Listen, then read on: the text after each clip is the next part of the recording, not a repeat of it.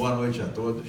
Boa noite. Realmente é com uma satisfação imensa que nós aqui estamos, aqui nos encontramos, principalmente buscando trazer um assunto tão importante e, acima de tudo, um esclarecimento tão maravilhoso que nós precisamos de ter e de acompanhar em nossas vidas, no momento em que nós estamos necessitando tanto de estarmos mais focados no amor, na amizade, no bem, do que nessas disputas terrenas que nós temos vivenciado pelo momento. Realmente, nós que vivemos numa pátria maravilhosa como a nossa, com tudo que se pode imaginar de bom e de perfeito, precisamos, acima de tudo, termos entre nós que aqui habitamos no momento, um pouco mais de amor, de carinho entre nós, para que possamos aproveitar de tudo isso que nos é tão maravilhosamente dotado por Deus nosso Pai, por toda a natureza, enfim, por tudo aquilo que nós vivemos. O tema de hoje, o valor da prece, é baseado no capítulo 27 do Evangelho segundo o Espiritismo: pedi e obtereis. Quando orardes, não vos assemelheis aos hipócritas que gostam de orar de pé, nas sinagogas e nos cantos das ruas, para serem vistos pelos homens. Digo-vos em verdade que eles já receberam sua recompensa. Quando quiserdes orar, entrai para o vosso quarto e, fechada a porta, orai a vosso Pai em segredo, e vosso Pai que o vê e vê o que se passa em segredo, o recompensará. É tão importante que nós consigamos entender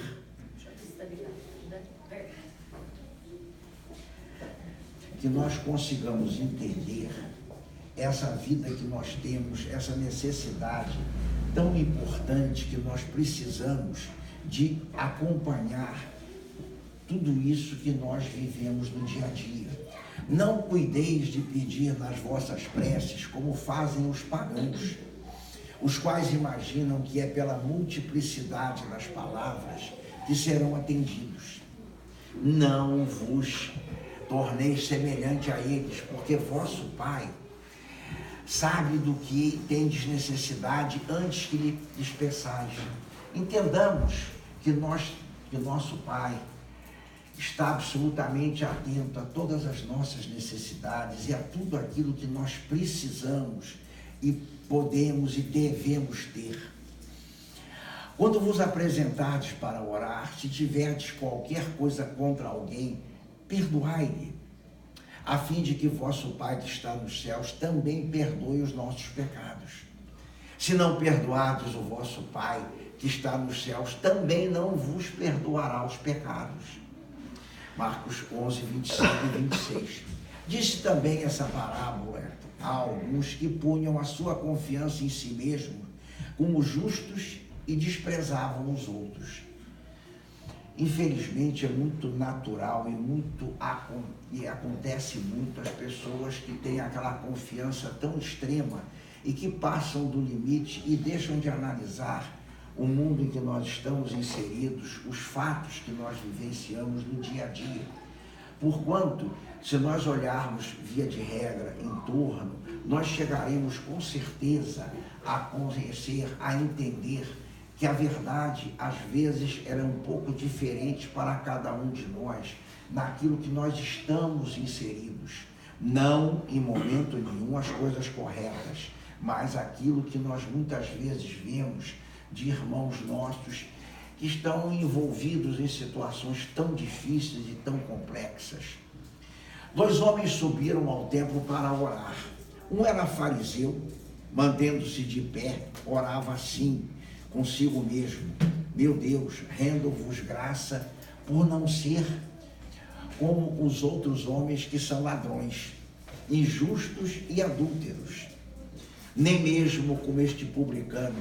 Jejuo 2 vezes por semana, dou o dízimo de tudo que possuo. O publicano, ao contrário, conservando-se afastado, não ousava sequer erguer os olhos ao céu, mas batia no peito, dizendo: meu Deus, tende piedade de mim. que sou um pecador. Declaro-vos que este voltou para a sua casa justificado, o outro não. Porque aquele que se eleva será rebaixado, e aquele que se humilha será elevado.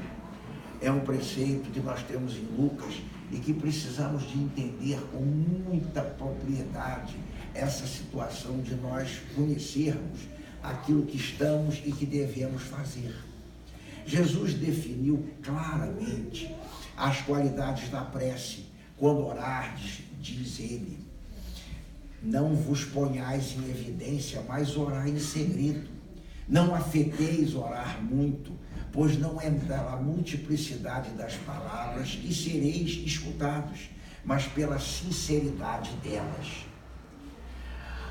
Antes de orar, se tiverdes qualquer coisa contra alguém, perdoa-lhe, visto que a prece não pode ser agradável a Deus se não parte de um coração que seja agradável a Deus.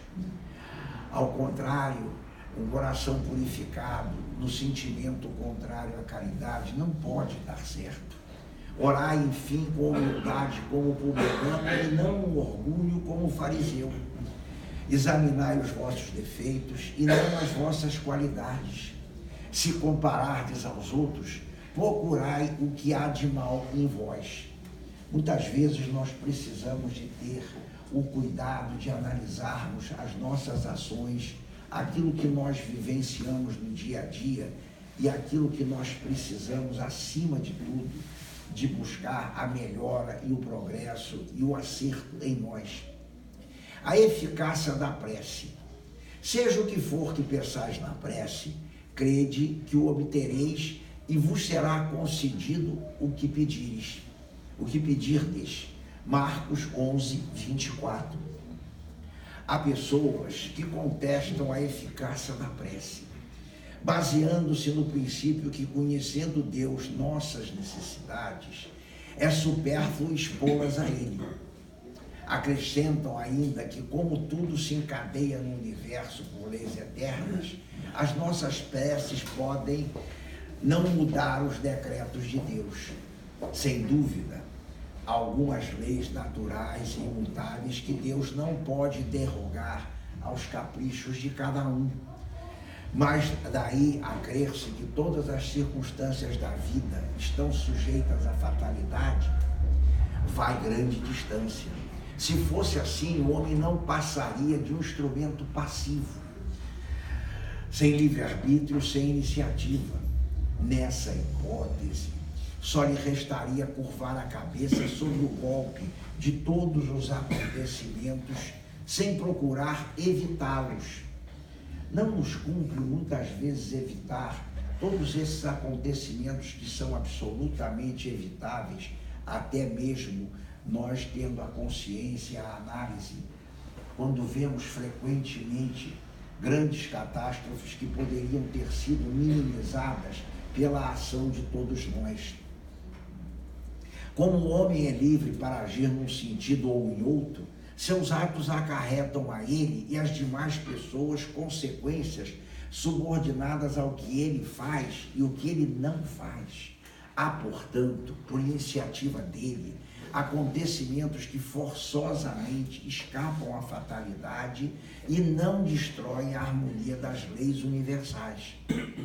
Do mesmo modo que o avanço ou o atraso do ponteiro do relógio não anula a lei do movimento sobre a qual se funda o mecanismo de Deus. Pode, pois, consentir com certos pedidos sem derrogar a imutabilidade das leis que regem o conjunto subordinado sempre à anuência à sua vontade. Cada um desses estágios dá lugar naturalmente a fenômenos especiais. Ao segundo pertencem os do mundo visível e ao primeiro os do mundo invisível. Uns são chamados fenômenos materiais, são da alçada da ciência propriamente dita. Outros, qualificados de fenômenos espirituais, ou psíquicos, porque se ligam de modo especial à existência dos espíritos, cabem nas atribuições do espiritismo. Como, porém, a vida espiritual e a vida corporal se acham incessantemente em contato, os fenômenos das duas categorias muitas vezes se produzem simultaneamente. No estado de encarnação, o homem somente pode perceber os fenômenos psíquicos que se prendem à vida corpórea. Os do domínio espiritual escapam aos sentidos materiais e só podem ser percebidos no estado de espírito. No estado de eterização, o fluido cósmico não é uniforme, sem deixar de ser etéreo. Sofre modificações tão variadas em gênero e mais numerosas, talvez, do que no estado de matéria tangível. Essas modificações constituem fluidos distintos que, embora procedentes do mesmo princípio, são dotados de propriedades especiais e dão lugar aos fenômenos peculiares ao mundo invisível. Dentro da relatividade de estudo, esses fluidos têm para os espíritos, que também são fluídicos, uma aparência tão material quanto a dos objetos tangíveis para os encarnados, e são para eles o que são para nós as substâncias do mundo terrestre. Eles os elaboram e combinam para produzirem determinados efeitos, como fazem os homens com seus materiais. É tão importante que nós entendamos os fatos que se ocorrem e que normalmente nós os vemos através de tudo que a ciência tem nos mostrado com tanta eficácia, com tanta realidade, mas que são absolutamente sequências que vão vindo da vida espiritual, que são nos trazidos para que nós possamos a cada dia evoluir. Ainda que por processos diferentes, lá, porém, como neste mundo, somente aos espíritos mais esclarecidos é dado compreender o papel que desempenham os elementos constitutivos do mundo, onde eles se acham.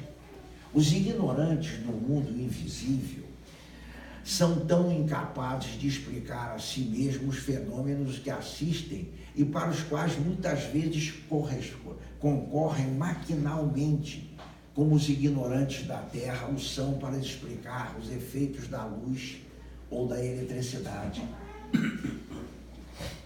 Se nós lembrarmos um pouco atrás, nós veremos que dificuldade deve ter sido explicar os efeitos que a eletricidade trouxe, os efeitos que a luz trazia, coisas que hoje para nós é absolutamente normal, é apertar um botão e a luz se acende. Mas que coisa impressionante ter trazido, ter entendido, ter aprendido e mostrado isso que nós vemos. Os elementos fluídicos do mundo espiritual escapam aos nossos instrumentos de análise e à percepção dos nossos sentidos, feitos para perceber a matéria tangível e não a matéria etérea. Nós somos absolutamente preparados para uma, não para outra. Precisamos buscar entender. Há alguns pertencentes ao meio diverso a tal ponto do nosso que eles só podemos fazer ideia mediante comparações tão imperfeitas como aquelas mediante as quais o cego de nascença procura fazer ideia da teoria das cores. É um fato extremamente interessante que nós pensemos como os cegos de nascença especial, eles não têm ideia das cores. Nós, ao falarmos no branco, no vermelho, no azul, estamos traduzindo para eles apenas palavras. E eles buscam, a grande maioria, entender e, acima de tudo, compreender o que são, como são, por que são. É incrível, nós vemos o azul do céu tão maravilhoso, né? Agora é tão difícil descrevê-lo para quem não o vê. Em falta de observação direta, seus efeitos podem observar-se como se observam os dos fluidos no imã, fluido que jamais se viu, podendo-se adquirir sobre a natureza deles conhecimentos de alguma precisão. É essencial esse estudo, porque está nele a chave de uma imensidade de fenômenos que não se conseguem explicar apenas e unicamente pelas leis da matéria. A pureza absoluta, da qual nada pode nos dar uma ideia, é o ponto de partida do fluido universal. O ponto oposto é o que ele se transforma em matéria tangível. Entre esses dois extremos, dão-se inúmeras transformações, mais ou menos aproximadas de um e de outro. Os fluidos mais próximos da materialidade, os menos puros, consequentemente, compõem-se o que se pode chamar de atmosfera espiritual da Terra. É desse meio onde, igualmente, vários são os graus de pureza que os espíritos encarnados e desencarnados deste planeta arem os elementos necessários à economia de suas existências.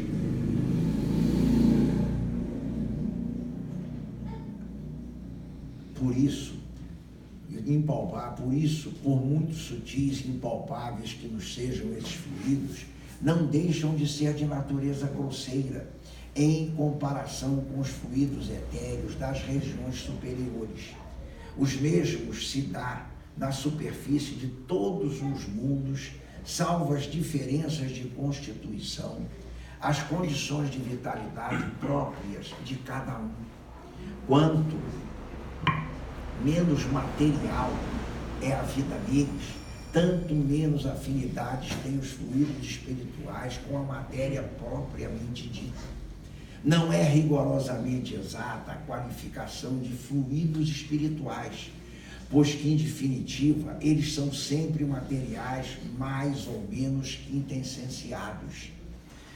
De realmente espiritual, só a alma ou o princípio inteligente.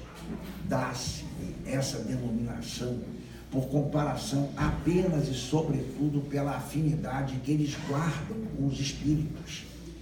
Pode-se dizer que são a matéria do mundo espiritual, razão porque são chamados fluidos espirituais. Quem conhece, aliás, a constituição íntima da matéria tangível, ela talvez somente seja compacta em relação aos nossos sentidos. Prová-lo-ia a facilidade com que atravessamos os fluidos espirituais e os espíritos, aos quais não oferecem maior obstáculo do que os corpos transparentes oferecem à luz. Como é interessante observar que quando nós temos corpos transparentes, a luz os transpassa com absoluta facilidade, com absoluta tranquilidade. Então nós observamos que é um fato que pode ocorrer e que ocorre conforme nós estamos trazendo através da doutrina.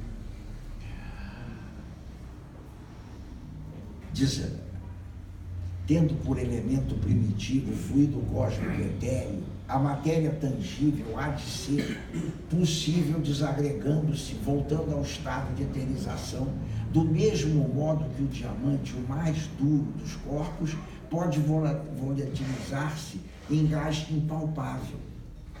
Seria ilógico concluir dessa máxima: seja o que for que pensais na prece, crede, vos será concedido. Que basta pedir para obter. Como seria injusto acusar a providência se não pode atender a toda a súplica que lhe é feita, uma vez que ela sabe melhor do que nós o que é para o nosso bem. É assim que procede um pai criterioso ao que recusa ao filho o que seja contrário aos seus interesses. Um homem, em geral, só vê o presente. Ora, se o sofrimento é útil à sua felicidade futura, Deus o deixará sofrer como o cirurgião que deixa que o doente sofra dores de uma operação que lhe trará a cura. É uma colocação extremamente clara e explícita que muitas vezes a gente tem dificuldade de entender nos momentos mais importantes e que realmente é fato. nós precisamos de estar atentos a tudo isso que ocorre, porque quantas e quantas vezes nós passamos por problemas que são necessários para que nós possamos desenvolver. O que Deus concederá ao homem, se lhe pedir com confiança, é a coragem, a paciência e a resignação. Também lhe concederá os meios de se livrar por si mesmo das dificuldades, mediante ideias que os espíritos bons lhe sugiram, deixando-lhe desta forma o mérito da ação. Ele assiste os que ajudam a si mesmos, conforme esta máxima: ajuda-te, que o céu te ajudará. E não os que tudo esperam de um socorro estranho, sem fazer uso das próprias faculdades. Entretanto, na maioria das vezes, o homem quer ser socorrido por um milagre, sem nada fazer de sua parte. Isso nós encontramos no capítulo 25, item 1 e os itens seguintes. Tomemos um exemplo. O homem está perdido no deserto, sofre de sede terrível, sente-se desfalecer, cai por terra. Pede a Deus que o assista e espera. Nenhum anjo virá lhe dar de beber. Entretanto, um espírito bom lhe sugere a ideia de levantar-se e tomar um dos caminhos que tem diante de si. Então, por um movimento maquinal, reunindo todas as forças que lhe restam, ele se ergue, caminha e descobre ao longe um regato. Ao adivisá-lo, ganha coragem. Se tem fé, exclamará: obrigado, meu Deus, pela ideia que me inspiraste, pela força que me deste. Se não tem, dirá: que ideia boa eu tive. Que sorte a minha de tomar o caminho da direita em vez do da esquerda. O acaso, às vezes, nos serve admiravelmente. Quantas vezes nós já não tivemos problemas, tivemos dificuldades e buscamos encontrar, através de uma oração, de uma prece, o caminho que nos levasse aonde nós podíamos melhorar, onde podíamos crescer, enfim, resolver o problema, e o conseguimos resolver. Mas dirão que o Espírito bom não lhe disse claramente: segue este caminho, no fim do qual encontrará aquilo que necessitas. Porque não lhe foi mostrado o caminho para guiá-lo, sustentá-lo no seu desfalecimento. Dessa maneira, o Espírito bom o teria convencido da intervenção da providência. Em primeiro lugar, para lhe ensinar o que cada um deve ajudar-se a si mesmo e fazer uso de suas próprias forças. É mais do que claro, nos cabe fazer uso das nossas forças para o nosso desenvolvimento. Depois, pela incerteza, Deus põe à prova a confiança que o homem deposita nele e a submissão dele à sua vontade. Aquele homem que estava na situação de uma criança que cai e que, percebendo alguém, se põe a gritar e fica à espera de que venham levantá-la. Se não vem ninguém, faz esforço e se ergue sozinha. Se o anjo que acompanhou Tobias lhe tivesse dito: sou enviado de Deus para te guiar a tua viagem e preservar-te de todo o perigo, Tobias não teria tido mérito algum. Fiando-se no seu companheiro, nem mesmo teria precisado pensar. Foi por isso que o anjo só deu a conhecer ao regressarem. A ação da prece na transmissão do pensamento.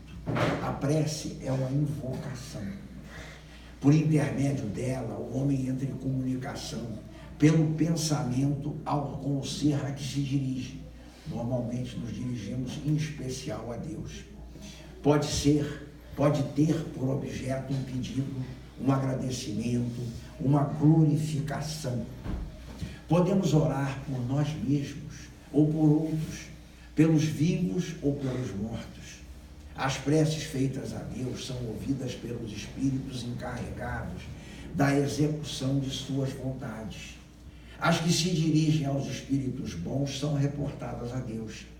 Quando alguém ora a outros seres que não a Deus, está recorrendo a intermediários, a intercessores, visto que nada se faz sem a vontade de Deus.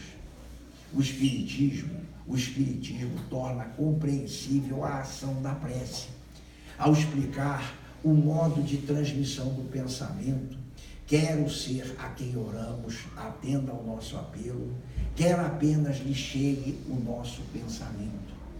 Para compreendermos o que se passa em tal circunstância, precisamos imaginar todos os seres encarnados e desencarnados mergulhados no fluido universal que ocupa o espaço tal qual nós nos achamos, neste mundo dentro da atmosfera. Esse fluido recebe um impulso da vontade, é o veículo do pensamento ao ar, é o veículo do som, com a diferença de que as vibrações do ar são circunscritas, ao passo que as do fluido universal se estendem pelo infinito. Quando, pois, o pensamento é dirigido a um ser qualquer da Terra ou no espaço, de encarnado para desencarnado, ou de desencarnado para encarnado, estabelece-se uma corrente fluídica entre um e outro, transmitindo o pensamento, como o ar transmite o som. A energia da corrente guarda a proporção do pensamento e da vontade. É assim que os espíritos ouvem a prece que lhes é dirigida, qualquer que seja o lugar em que se encontrem. É assim que os espíritos se comunicam entre si, que nos transmitem suas inspirações, que estabelecem relações à distância entre encarnados. Essa explicação se dirige principalmente aos que não compreendem a utilidade da pré puramente mística. Não tem objetivo materializar-se a prece, mas tornar-se inteligível aos seus efeitos, mostrando que pode exercer ação direta e efetiva. Nem por isso esta ação deixa de estar subordinada à vontade de Deus, juiz supremo de todas as coisas, o único que está apto a lhes torná-las eficazes. Para a prece, o homem atrai o concurso dos bons espíritos, que vem sustentá-los em suas boas resoluções e inspirar-lhes bons pensamentos. Ele adquire desse mundo a força moral necessária para vencer as dificuldades do caminho reto. Se deste se afastou, por meio, pode desviar-se de si mesmo, os males que atrairia pelas suas próprias faltas. Um homem que, por exemplo, vê a sua saúde arruinada pelos excessos que cometeu, o arrasta até o fim dos seus dias. Quando nós cometemos excessos, desvarios, nós vamos conseguir males que nos acompanharão permanentemente até o fim dos nossos dias. Uma vida de sofrimento terá o direito de queixar-se se não obtiver a cura que deseja? Não, porque poderia ter encontrado na prece a força de resistir às tentações. Vocês vejam que é uma coisa extremamente interessante que nós convivemos no nosso dia a dia, na vida que nós vamos sequenciando. São fatos absolutamente naturais que nós temos que estar atentos a eles. Se fizermos aquilo que não devemos, que não podemos, que não temos condições, os excessos de qualquer natureza, principalmente os excessos alcoólicos, os excessos alimentares, vão nos trazer com certeza uma série muito grande de problemas e de dificuldades para as nossas vidas. Quando nós falamos das preces espíritas, nós temos as preces gerais. São aquelas preces que nós todos os dias devemos fazer, buscando quando acordamos, quando vamos dormir, enfim, buscando a inspiração, o apoio e o acompanhamento para que façamos sempre aquilo que de melhor possamos fazer, para que possamos ter sempre o que devemos poder ter dentro das nossas verdades e, acima de tudo, dentro das nossas realidades. São fatos extremamente importantes que nós tenhamos em mente que aqui estamos passando por uma experiência, por uma evolução, por um conhecimento e, acima de tudo, precisamos estar aptos ao desenvolvimento, ao crescimento. As orações dominicais, que nós chamamos de oração normal, que são aquelas orações que muitos o fazem. Talvez nós, espíritas, tenhamos uma visão um pouco mais ampla na parte da prece, de o fazermos todos os dias. Enfim, temos uma situação, mas existem irmãos de jornada nosso aqui na Terra que o fazem basicamente as dominicais. Nas reuniões espíritas, onde quer que se encontrem 2 ou mais pessoas reunidas em meu nome, eu com elas estarei. Está em Mateus 18, 20. Então vocês vejam, é uma colocação muito interessante que nos trouxe Jesus, mostrando que, acima de tudo, ele faz questão de que nós entendamos que a sua presença entre nós é importantíssima, que o seu conhecimento, que o seu apoio. Porquanto, se eu tenho, ao fazer uma prece, a certeza de que Jesus está ao meu lado, de que Ele está me acompanhando, de que Ele está vendo o que estamos fazendo, como estamos pedindo, evidentemente, Ele está dentro daquilo que nós precisamos para o nosso desenvolvimento, para o nosso entendimento. Onde quer que encontre 2 ou mais pessoas, estarão reunidas em meu nome, eu lá estarei. Isso Jesus nos trouxe, é importante. As preces para os médiuns, precisamos estar sempre atentos, fazermos as nossas preces, buscando apoio para esses médiuns que trabalham tanto, que buscam tanto para fazer uma melhora na ambiência, em tudo aquilo que nós convivemos, para que possamos estar, acima de tudo, em evolução, em melhores condições. Preces para si mesmo, aos anjos da guarda e aos espíritos protetores. Por que não rezarmos por nós? Por que não pedirmos por nós? Porque tanto que nós vivenciamos no nosso dia a dia, nós precisamos das preces para nós mesmos. Entendamos que nós aqui estamos em desenvolvimento, em aprendizado, mas que se nós estivermos guardados, apoiados pela prece, por esse desenvolvimento, com certeza estaremos melhores, com certeza seremos muito mais evoluídos ao terminarmos essa nossa jornada, porque acreditamos, porque buscamos e que, acima de tudo, porque recebemos. Preces para afastar os espíritos maus.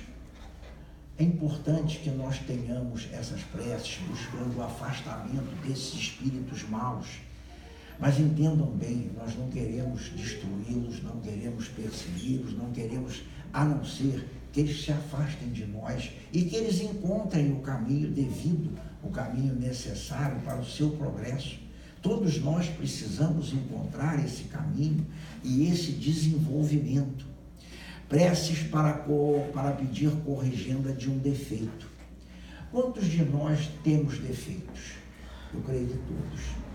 Então, quando nós orarmos, quando nós pedirmos, quando nós falarmos, vamos buscar que nós tenhamos essa possibilidade de entender as nossas falhas, os nossos defeitos, às vezes o nosso orgulho, enfim, tantas coisas que nós fazemos e que nós devemos a cada momento buscar essa corrigenda, buscar essa maneira de evolução, essa maneira de seguirmos um caminho à frente para que possamos a cada momento sermos melhores hoje do que fomos ontem, amanhã melhor do que hoje e assim sucessivamente. Preces para resistir a uma tentação. É uma das coisas mais importantes que muitas vezes nós precisamos estar atentos a isso. Quantas vezes nós vemos determinadas tentações, determinadas situações em que nós precisamos resistir, em que nós precisamos de olhar para o conjunto geral que nós estamos inseridos e, através dele, evitar que as coisas se tornem absolutamente irreparáveis.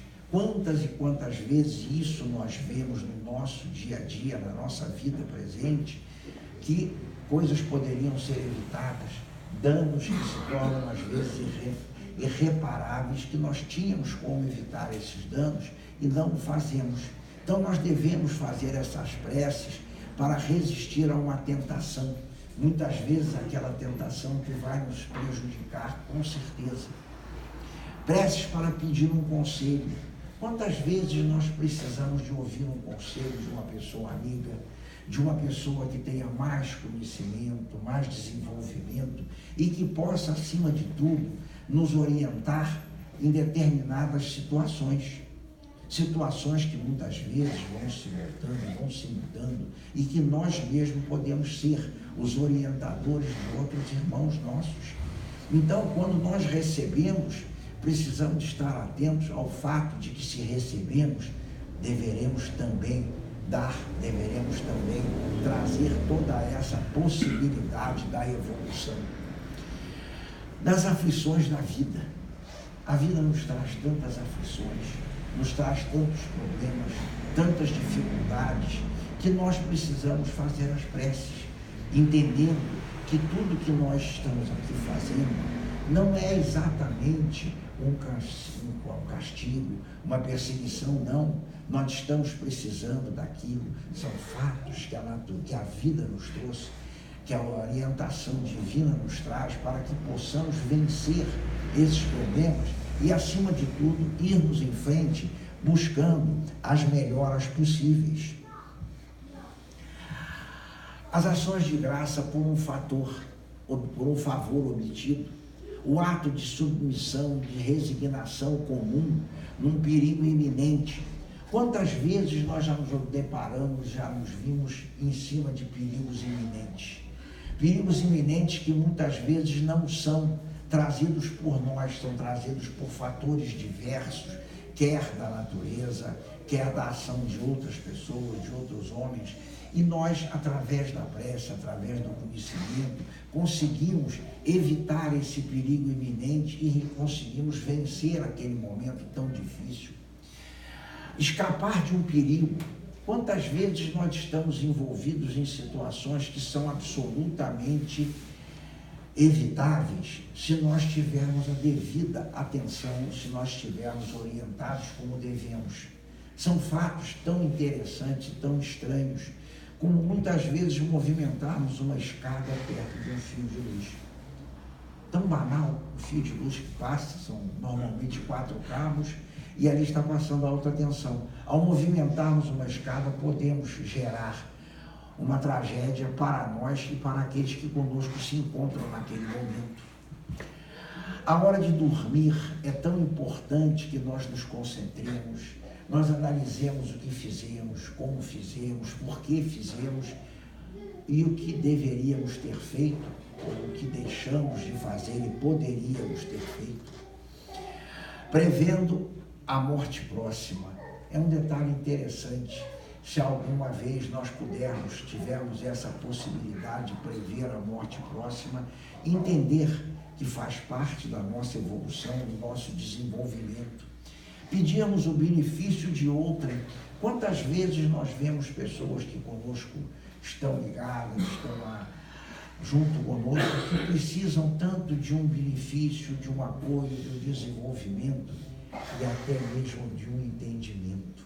Porque muitas vezes nós temos que compreender que as pessoas falham, as pessoas erram, como nós erramos também, por não termos analisado, pensado, não termos tido um apoio para esse desenvolvimento, para esse socorro tão importante que nós precisamos. Os nossos inimigos. Façamos a prece pelos nossos inimigos. Entendamos que os nossos inimigos estão muitas vezes no nosso caminho, na nossa vida, trazendo para nós possibilidades de nós entendermos a situação e, acima de tudo, evoluirmos e buscarmos compreendê-los e trazer soluções que virão a minorar a nossa situação e a situação desse que muitas vezes nós podemos até achá-lo nosso inimigo, e que na grande maioria das vezes não são apenas participantes de um enredo que nós vivemos aqui nessa nossa evolução, nesse nosso desenvolvimento. Bem concedidos aos nossos inimigos, porquanto a colocação até é uma colocação muito, que eu acho forte, que nós lemos no Evangelho, que nós lemos na doutrina, quando falamos dos inimigos. Muitas vezes não são tão inimigos, mas estão colocados em situação de que nos confrontam, de que nos discutem, enfim, aquilo que nós todos os dias vivemos. Pelos inimigos da doutrina, quantas vezes nós precisamos de ter a tranquilidade, a paciência, de entendermos aqueles que se declaram inimigos da nossa doutrina, que se declaram contrários. Enfim, quantos de nós já não ouviu uma série de colocações até certo ponto incorretas, mas até certo ponto que nos geram uma maneira de buscar uma resposta. Sim, uma resposta talvez, acima de tudo, esclarecedora, acima de tudo, amorosa, acima de tudo, de uma forma que faça com que mostremos a nossa doutrina, mostremos o nosso entendimento, mas que não ataquemos, que não vulgarizemos a maneira de falar. Isso é tão importante que a cada dia nós saibamos mostrar, nós saibamos oferecer a um irmão de jornada uma obra, alguma coisa que ele possa entender, um convite. Se você tem tanta dor, vá assistir uma sessão, vá ouvir do palestrante, vá buscar um conhecimento, porquanto sempre que o conhecimento vem, há um aclaramento das ideias, há uma evolução para todos nós. Por uma criança que acaba de nascer, tão importante quando nós vemos uma criança vindo à Terra, vindo buscar o seu resgate, vindo buscar aquilo que é tão importante que nós, graças a Deus, conhecemos, mas que muitas vezes não é conhecido. Então, façamos uma oração para que essa criança tenha a possibilidade de desenvolver, de aprender e de ir em frente. Esses são fatos os quais nós verdadeiramente aqui estamos buscando esse desenvolvimento, esse crescimento. Aqui nós estamos trazendo o nosso espírito para evoluirmos. Aqui nós viemos buscar esse aprendizado que é tão maravilhoso, é tão grande, num local que nós estamos vivendo, com tantas possibilidades, com tanta evolução. Na nossa querida pátria, nós não podemos esquecer de que tudo aqui praticamente temos para o nosso desenvolvimento, pelo nosso crescimento. Portanto, busquemos a cada momento entender, busquemos analisar. As obras estão aí, são obras extremamente importantes, de um conhecimento muito acentuado, que podem a todos nós orientar, abrirmos os olhos para que nós entendamos o que estamos vivendo, o que viemos fazer e, acima de tudo, o que devemos continuar buscando para a nossa evolução, nossa e daqueles que conosco convivem.